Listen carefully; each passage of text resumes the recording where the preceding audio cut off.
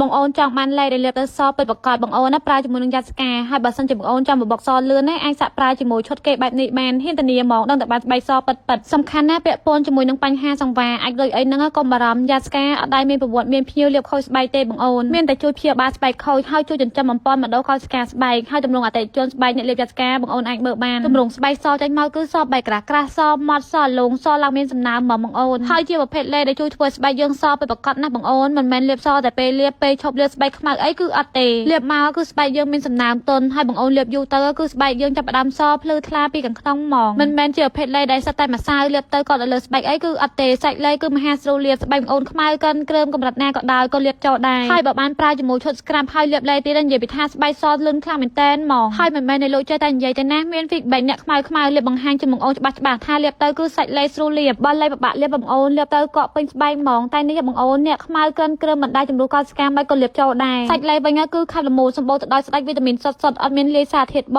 សារធាតុកាត់លុកបោកបងអូនអីគឺអត់ទេយ៉ាសកាស្បែកកាន់តែលាបកាន់តែសកាន់តែស្អាតអត់មានប្រវត្តិភ្ញៀវលាបទៅខូចស្បែកបីសង្វារមានកន្លងមកអីគឺអត់ទេចឹងបងអូនចង់បានលេដែលសុទ្ធសុវត្ថិភាពហើយលាបសបងអូនណាអាចសាក់ប្រើយ៉ាសកាបានហើយអាចមើល feedback បាននិយាយទៅមិនបាច់និយាយអីច្រើនទេបងអូនបើលេអត់មានគុណភាពគឺមិនអាចមាន feedback ខ្លាំងមកដល់កម្រិតនេះទេបងអូន